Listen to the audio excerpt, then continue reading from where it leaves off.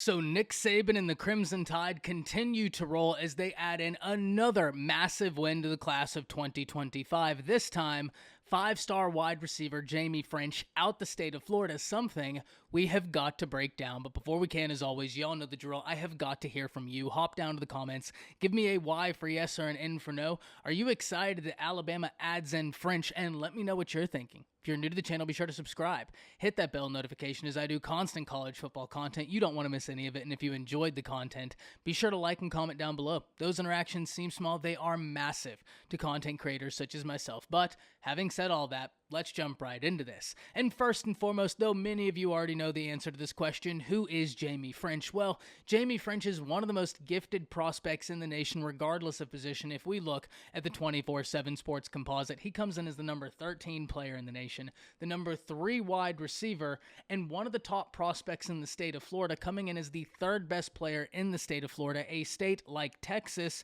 year in, year out, absolutely loaded with college football prospects. And whenever we look, Jaime Ffrench has been making a name for himself wherever he goes, whether that's on the high school gridiron or in the camp settings, where he consistently turns head of coaches and scouts alike. It makes complete sense that this is a 5-star prospect, an individual who stands 6'1", 185 pounds, and can truly do it all. I think one of the things that makes this so exciting is, first and foremost, you get a 5-star wide receiver. You're always excited when you get a 5-star wide receiver. We know what Alabama has done with top wide receivers coming out of high school, where Alabama went on an insane rate of development, and Tide fans everywhere hope that the class of 2025 is going to reignite that insane wave of development at the wide receiver position we saw. And why wouldn't it? On top of Jaime Ffrench, you have a top 5 player in the class who, oh yeah, by the way, just so happens to be a wide receiver as well. 5-star prospect Ryan Williams,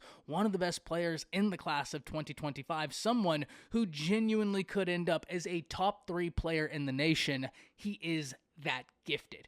So for the Crimson Tide, you already have 2 5-star wide receivers in the class. Your class is sitting as a top 10 recruiting class in the nation for the class of 2025, and you're sitting pretty. I know people are going to come in here and say, yes, but the class of 2025 is a long ways away, and you're completely right. There's no doubt, there's no arguing that the class of 2025 is a ways away. The class of 2024 hasn't even experienced their early signing day yet, let alone national signing day. So there is a ton of time between now and whenever ink will inevitably hit paper for the prospects with the 2025 class.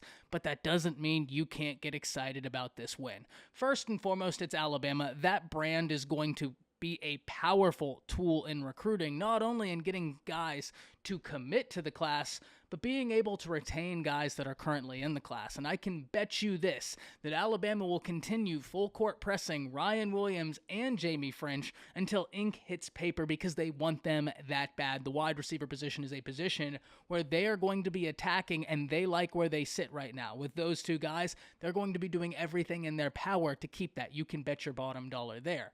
Secondly, I just think it's awesome to be able to tell the guys in the class of 2024, hey, we've got some dudes coming in the class of 2025, and you can use it as a recruiting chip right now. So that's going to be something interesting to see. But why is it that Alabama finds themselves this far out with 2 wide receivers that are 5 stars in the class of 2025? Well, this is a very easy question to answer. First and foremost, it's Alabama. You're not talking about too many other brands in college football that can walk into a room and boast the development and on-field results that the Crimson Tide can boast. Certainly not within the past 15 years. It's a little bit head-spinning. The Crimson Tide is the only school in the nation that can say, hey, in back-to-back drafts, we sent 2 wide receivers in the first round of the NFL draft, and we almost did it 3 years in a row where Jamison Williams went to the first round, and if John Mechie hadn't gotten hurt, personally, I contend he would have been a first-round wide receiver, because he was a hair away from a 1,000-yard wide receiver, and even after the injury, he still went high in the second round, showing the NFL scouts really valued his game. So it's my contention that if Mechie never gets hurt, the Crimson Tide go 3 years in a row, putting out 2 wide receivers in the first round of the NFL draft, something that's never happened before. On top of the development that Alabama can boast, they have one of the top quarterbacks in the nation in 2024, Julian Saban, who, by the way, just might end up as high school football's #1 quarterback. He is that good. He was at Elite 11. He competed against the best quarterbacks in the nation, and he won Elite 11 MVP. In fact, they said he was the most impressive prospect every single day of the event. So at the end of the day, having Julian Saban in the class of 2024 can be a very powerful recruiting chip for the Crimson Tide, not only in 2024, but also in 2025, where, though I'm not saying either Ryan Williams or Jaime Ffrench have committed to Alabama because of Julian Saban, I'm certainly not saying Julian Saban's presence hurt. I don't think there's been a 5-star wide receiver alive that dislikes the thought of playing with a 5-star quarterback at the next level. Hop down to the comments, let me know what you're thinking. That's it. See ya.